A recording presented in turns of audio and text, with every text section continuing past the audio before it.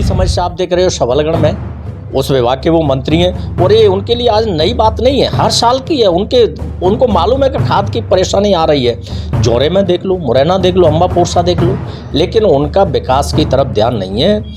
आज उनका ध्यान है कि अम्बा बस स्टैंड को कैसे बेचा जाए, मुरैना बस स्टैंड को कैसे बेचा जाए, कैलारा शुगर फैक्ट्री को कैसे बेचा जाए।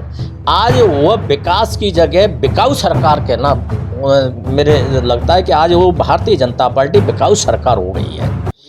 आज अभी आपने देखा हुआ पटवारी घोटाला, जो ग्वालियर की एक कॉलेज जो भारतीय जनता पार्टी के पूर्व सांसद रामलखन जी की है, उससे 10 मध्य प्रदेश के 10 लोग टॉपर आए, उसमें से 7 उसी कॉलेज के हैं। इससे पूर्व में नर्सिंग घोटाला, राशन घोटाला और आपका छात्रवृत्ति घोटाला, ऐसे तमाम केंद्रीय मंत्रियों के द्वारा कुछ ऐसे अम्बा पोरसा में एक आध खदान करी गई, मुरैना में भी घोषणा की गई, सोपर में भी की गई, लेकिन सबलगढ़ के साथ भेदभाव क्यों किया जा रहा है? सबलगढ़ में क्या लोग मकान नहीं बनाएंगे? क्या लोग रहते नहीं हैं? यहाँ गरीब नहीं है?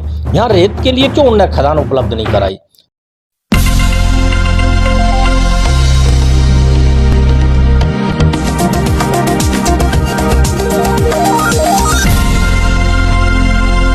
मध्य प्रदेश में सियासी पारा बिल्कुल अपनी चरम सीमा पर है, बहुत गर्म है और सभी दलों ने अपनी अपनी तैयारियां करना शुरू कर दी हैं। सभी राजनेता लगभग कमर कस के ज़मीनी मैदान पर उतर चुके हैं। आज हमारे साथ सबलगढ़ विधानसभा क्षेत्र के कांग्रेस पार्टी के कद्दावर नेता माने जाने वाले कमल रावत जी बात करने के लिए मौजूद हैं। कमल रावत जी, लोकनायक न्यूज में आपका स्वागत है। धन्यवाद सत्येंद्र जी। आज जब रावत जी हम रास्ते में आ रहे थे तो हमें आपका एक रथ चलता हुआ नज़र आया। उस रथ पे प्रियंका गांधी किस तारीख को रैली करने आ रही हैं और तमाम सारी बातें भी लिखी थी, जैसे सबलगढ़ को जिला बनाओ। भाई साहब, क्या मामला है सबलगढ़ विधानसभा क्षेत्र का? देखो, मैं बता दूं, सबलगढ़ विधानसभा में इस समय कांग्रेस पार्टी की लहर है, कांग्रेस पार्टी के पक्ष में माहौल है और मैं लगातार 15 साल से जनता के बीच में हूँ। और रथ वाली बात है तो उसमें हमारे माननीय कमलनाथ जी के द्वारा जो जनता के लिए सौगात देने की घोषणा की है, जैसे 100 यूनिट बिजली फ्री, 200 यूनिट हाफ और 500 रुपये का गैस सिलेंडर, माताओं को, बहनों को 1500 रुपये प्रतिमाह देने की जो घोषणा की है, उसे लेकर हमारा रथ लगभग 1 माह से सबलगढ़ विधानसभा के गांव गांव, टोले टोले में चल रहा है।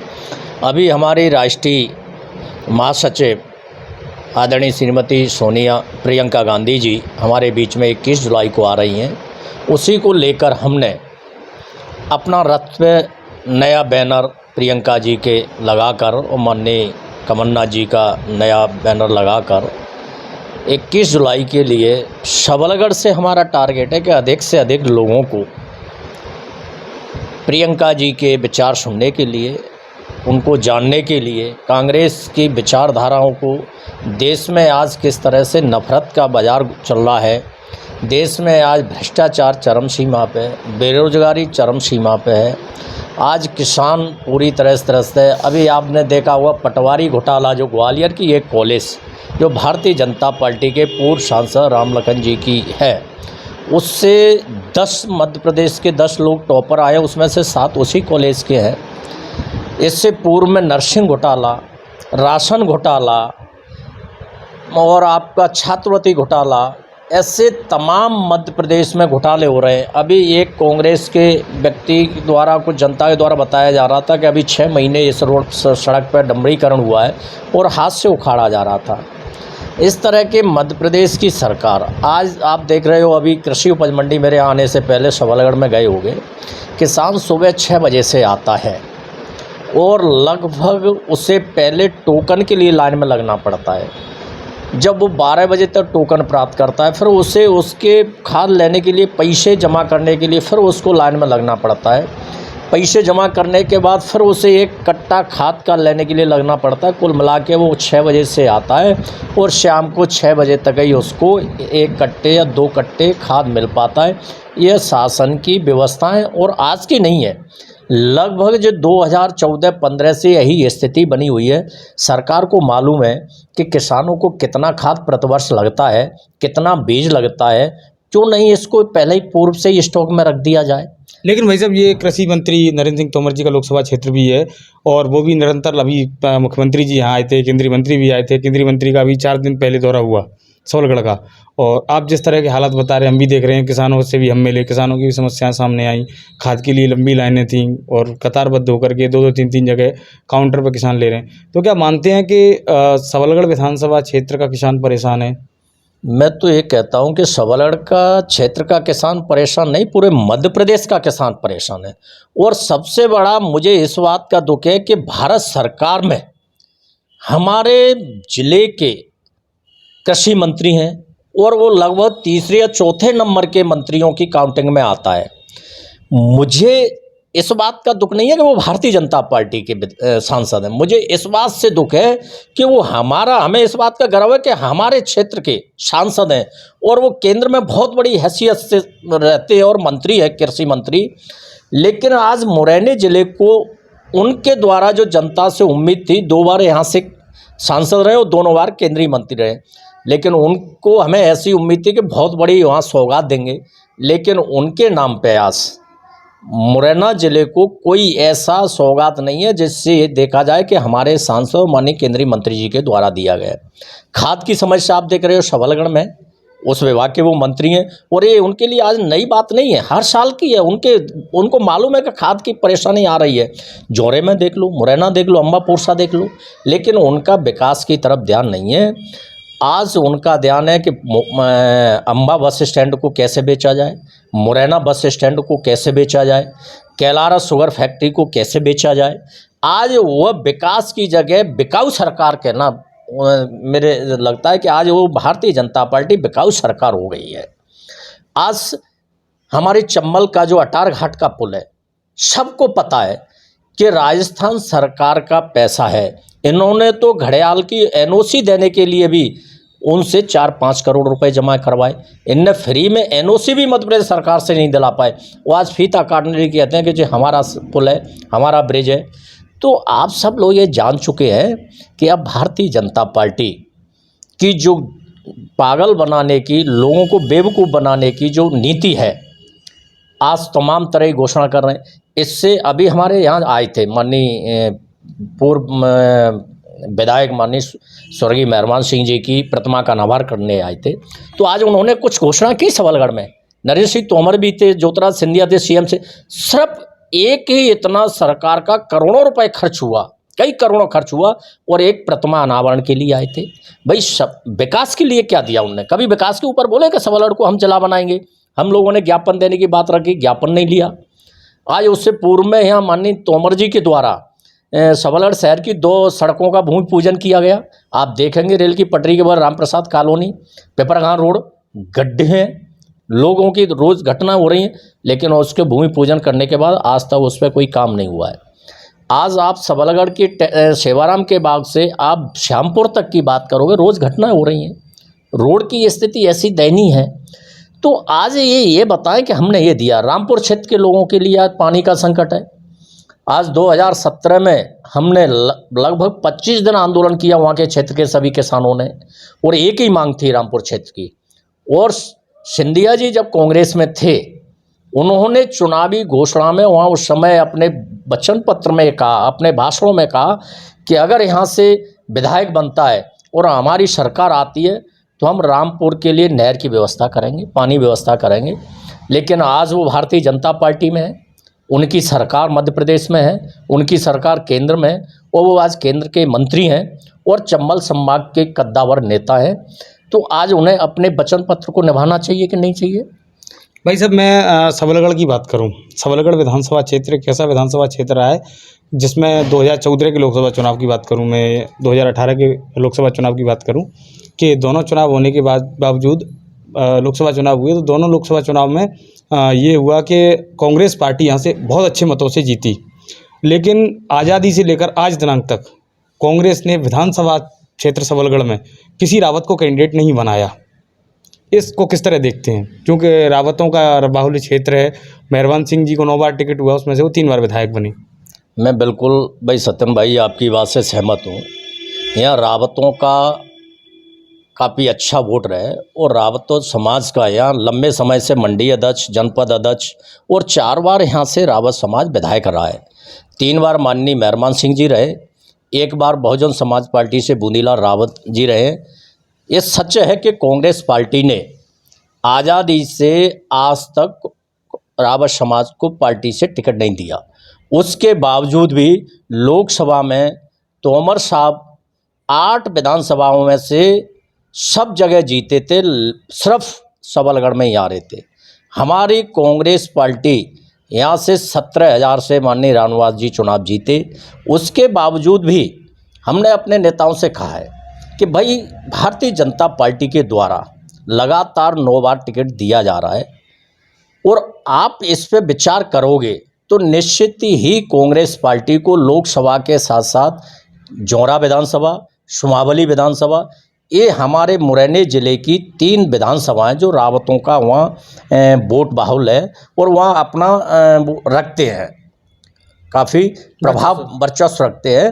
तो निश्चित अगर कांग्रेस पार्टी यहाँ रावत समाज को प्रत्याशी बनाती है तो मुझे विश्वास है कि रावत समाज जो भारतीय जनता पार्टी को लगातार यहाँ वोट करते आ रहा है, हमने लोकसभा में काफ़ी प्रयास के बाद उसे कांग्रेस में मोड़ने का प्रयास किया और अगर कहीं कांग्रेस पार्टी यहाँ से रावत समाज को प्रत्याशी बनाती है तो हम विश्वास से और भरोसे से कहते हैं अपनी पार्टी में कि सबलगढ़ में तो 100% हम भारतीय जनता पार्टी को शून्य पर ले आएंगे और हम जौरा और सुमावली में भी कांग्रेस पार्टी को मजबूत स्थिति में अपने रावत समाज का वोट दिलाने में पूरी भूमिका निभाएंगे और 100% मुझे विश्वास है कि हम उन वोटों को भारतीय जनता पार्टी से कांग्रेस में डाइवर्ट करने में पूरा हमें विश्वास है और हम कर देंगे। कमल जी, सबसे बड़ी चीज़ का मैं आपकी राजनीतिक पृष्ठभूमि की बात करूं, आप पहले भी विधानसभा चुनाव लड़ चुके हैं और उसके बाद आप जिला पंचायत का चुनाव लड़े और जीते भी, और उस समय से आप एक मांग लगातार उठाते आ रहे हैं सबलगढ़ को जिला बनाने की मांग।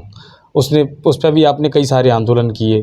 अभी आप हेलीपैड पे गए, मुख्यमंत्री आए तो ज्ञापन देने के लिए, ज्ञापन नहीं दे पाए। तो अगर कांग्रेस आपको उम्मीदवार घोषित करती है तो जनता को लेकर के सबलगढ़ विधानसभा क्षेत्र में क्या प्राथमिकता रहेगी आपकी? देखो, मैं आपको बता दूं, मेरी पार्टी टिकट देती है, स्वागत है, नहीं देती है तो भी मेरा जो वचन पत्र है वो मैं जनता के लिए लड़ रहा हूँ, अपने लिए ज़्यादा मेरे को नहीं लड़ता। मेरा सबसे पहला वचन पत्र है कि रामपुर की जनता को पानी उपलब्ध कराना, पीने का नहीं, खेतों के लिए भी सिंचाई, वहाँ के लिए नहर के माध्यम से या क्वारी डैम के माध्यम से पहले बल्कि वहाँ सबसे ज़्यादा नहरी ही उनके लिए सुविधाजनक है कि वो नहरें ही जब तक नहीं निकलेगी तो उनको पानी उपलब्ध नहीं हो पाएगा। दूसरा, रामपुर क्षेत्र को जनसंख्या की दृष्टि से आज 14,000 की वहाँ आबादी है, उन नगर पालिका घोषित होना चाहिए। नगर पंचायत अगर रामपुर क्षेत्र बनता है तो वहाँ फायर ब्रिगेड की व्यवस्था है, लोगों को रोज़गार भी मिलेगा, सफाई कर्मी बनेंगे, तमाम तरह के लोगों को रोज़गार मिलेगा। दूसरा मेरा क्षेत्र है, मेरा अपना वो है टारगेट कि सबलगढ़ को जिला बनाना आज विकास के लिए सबसे आवश्यक हो गया है। जैसे सबलगढ़ जिला बनता है तो आज राजस्व काम से हमें 70 किलोमीटर सबलगढ़ से वहाँ मुरैना जाना पड़ता है। विजयपुर के लोगों को 1 से 25 किलोमीटर चल के सोपर जाना पड़ता है। तो हमारा समय और पैसा दोनों बचेंगे। अगर जिला बनता है तो मध्य प्रदेश सरकार से जो जिले के लिए बजट आता है वो हमारा मुरैना पे ही सबसे ज़्यादा, वहाँ के नज़दीक विधानसभाओं पे खर्च हो जाता है, सबलगढ़ में कम आ पाता है। और कलेक्टर एसपी यहाँ बैठेंगे तो हमारे विकास के रास्ते खुलेंगे। यहाँ शिक्षा की नई नई कॉलेजें आएंगी, मेडिकल कॉलेज खुलेंगी, IIT कॉलेज खुलेंगी, सैनिक स्कूल आएंगे, तो शिक्षा का स्तर भी बढ़ेगा और आर्थिक विकास भी हमारा होगा और राजस्व के क्षेत्र में हमें 12-13% राजस्व भी अधिक मिलेगा। तो शासन को घाटा नहीं है, इससे काफ़ी शासन को फायदा है। दूसरा, आज हमारा नैरोगेज ट्रेन ब्रॉडगेज में बदलने से हमारा कोटा तक ये लगभग रास्ता जुड़ जाएगा। दूसरा, चंबल अटार घाट का ब्रिज बनने से हम राजस्थान से पूरी तरह से जुड़ चुके हैं। तो हमारा परिवहन के साधन, वो व्यापार का, अंतर्राष्ट्रीय व्यापार के भी हमारे लिए कई रास्ते खुल गए हैं और व्यापार की दृष्टि से सबलगढ़ में काफ़ी संभावना है। तो ये थे हमारे साथ कांग्रेस के नेता कमल रावत जी, जिनका साफ तौर पर कहना है कि अगर पार्टी पर भरोसा जताती है और मुझे उम्मीदवार घोषित करते हैं तो मेरी ये प्राथमिकताएं रहेंगी। मैं आपको बता दूं, कमल रावत जी वो उम्मीदवार हैं जो काफ़ी शिक्षित हैं और पहले ये शासकीय शिक्षक थे। शासकीय शिक्षक के बाद किस तरह इस्तीफा दिया ये भी उनसे जानते हैं। किस तरह का सफ़र रहा रावत जी आपका? मैं आपको बताना चाहता हूँ, मैं एक बात और भूल गया। जैसे सरकार आज गरीबों को आवास दे रही है, आवास तो दे रही है, लेकिन अब उनको बजरी कहाँ से लाएगा किसान? आप 1.25 लाख रुपए आवास बनाने के लिए ग्रामीण में दे रहे हो, 1.5 लाख शहर में दे रहे हो, लेकिन रेत नहीं ले रहे। अब जब रेत नहीं मिलेगा तो उनको कहाँ से वो अपना आवास बना पाएगा गरीब? अब आप सिंध की बात करो, क्या सिंध का एक ट्रक यहाँ से करीबन 1 लाख से ऊपर का पड़ता है? क्या गरीब को आप 1.5 लाख रुपए दे रहे हो और वो सिंध का रेत लगा के क्या बना सकता है? तो अभी कुछ हमारे केंद्रीय मंत्रियों के द्वारा कुछ ऐसे अम्बापुर में एक आध खदान करी गई, मुरैना में भी घोषणा की गई, शोपर में भी की गई, लेकिन सबलगढ़ के साथ भेदभाव क्यों किया जा रहा है? सबलगढ़ में क्या लोग मकान नहीं बनाएंगे? क्या लोग रहते नहीं हैं? यहाँ गरीब नहीं है? यहाँ रेत के लिए क्यों उन्होंने खदान उपलब्ध नहीं कराई? तो हमारी ये प्राथमिकता है कि शासन से हम मांग करेंगे। हमारे 3-4 बिंदु है जिनको हम हर हद तक, हम अपना विकास नहीं, हम जनता का विकास करने के लिए आए। राजनीति में हम जन सेवा के लिए आए, न कि अपना खुद का विकास करने के लिए। और मैं आपको बता दूं, आपने प्रश्न पूछा कि आप सरकारी टीचर है, बिल्कुल मैं सही कह रहा हूं। सरकारी टीचर से पूर्व में मैं छात्र संघ का अध्यक्ष भी यहाँ रहा और मेरी बचपन से जनसेवा करने की भावना रही है। मैं सरकारी नौकरी में घर वालों के दबाव में गया था। मेरे पिताजी चाहते थे कि मैं नौकरी राजनीति न करूं, सेवा करूं, लेकिन मैंने पिताजी की इच्छा का भी पालन करते हुए मैंने 14 साल शासकीय सेवा की और 2009 में आके मैंने यहाँ सबलगढ़ की ग्राम पंचायत जाटोली स्कूल से अपना इस्तीफा दिया। उसके बाद मैं जिला पंचायत सदस्य के लिए चुनाव लड़ा, मैं जीता। उसके बाद 2013 में मुझे बहुजन समाज पार्टी ने टिकट दिया, मैं तीसरे नंबर पर रहा, मुझे अच्छे वोट मिले। उसके बाद 2015 में पुनः मैं जिला पंचायत का चुनाव लड़ा, मैं जिला पंचायत का चुनाव जीता। अभी मेरी उसके बाद 2018 में से पहले 13 के बाद 14 में मैंने बहुजन समाज पार्टी छोड़कर और कांग्रेस पार्टी की सदस्यता ग्रहण की। अब मैं लगातार कांग्रेस के पार्टी से के बैनर तले टिकट मांग रहा हूँ। वो मुझे पूर्ण भरोसा है अपनी जनता व सबलगढ़ की जनता पे कि हाँ, आज जनता दुखी और पीड़ित है। वो एक अच्छा वर्कर और जो जनता की दुख दर्द को समझ सके, उनकी लड़ाई लड़ सके, खाद की, बीज की, पानी की, भ्रष्टाचार के विरोध, ऐसे व्यक्ति की तलाश है। और निश्चित आज कांग्रेस का पूरे प्रदेश में माहौल है। भारतीय जनता पार्टी के द्वारा जो धर्म के नाम पर, बजरंग के नाम पर जो नफरत फैलाई जा रही है, भाईचारे में जो करवाहट आई है, हम उस करवाहट को पूर्ण भाईचारा स्थापित करना चाहते हैं। मेरा ऐसा मानना है कि ईश्वर ने कोई जाति नहीं बनाई है, हमने अपने स्वार्थवश जातियों का गठन किया है, व्यवस्था के रूप में जातियों का गठन है। हमारी जातियां सिर्फ जानवरों में होती हैं, हम इंसान हैं, हम सब एक समान हैं। रावत जी, मेरा एक अंतिम सवाल, प्रियंका गांधी की रैली किस तारीख को? हजारों कार्यकर्ता की जिम्मेदारी आपके सिर पे है, आप यहाँ ज़्यादा से ज़्यादा लोग जानेंगे, आप कितने लोग लेकर जा रहे हैं रैली में को सफल बनाने के लिए? मैं आपको बता दूं, अभी मैंने 7 बसों और 25 4 व्हीलर की बुकिंग कर दी गई है। अभी हमारे बीच में माननीय प्रतिपक्ष के नेता डॉक्टर गोविंद सिंह जी आ रहे हैं। अगर उनका निर्देश और होगा तो हमारी राष्ट्रीय अध्यक्ष, हम सबकी मार्गदर्शक प्रियंका गांधी जी हमारे बीच में आ रही हैं। तो उनके कार्यक्रम को सफल बनाने के लिए हमारी कोई लिमिट नहीं है। हमें जहां हमारी जनता बसें, वाहन उपलब्ध मांगेगी, हमारी 2 से 54 पोलिंग है। हमारा एक मिशन है, वो हमारा ये है कि हम हर पोलिंग पर एक वाहन उपलब्ध कराएं, जिससे सबलगढ़ से अधिक जनसंख्या हमारा मतदाता श्रीमती प्रियंका गांधी जी को सुनने के लिए पहुँचे और उनके विचारों से प्रभावित होकर कांग्रेस के पक्ष में अपना मत करें। तो इसलिए यहाँ वाहन में आपको विश्वास दिला रहा हूँ कि सबलगढ़ से लगभग 10,000 के आसपास पब्लिक यहाँ ग्वालियर के लिए जाएगी।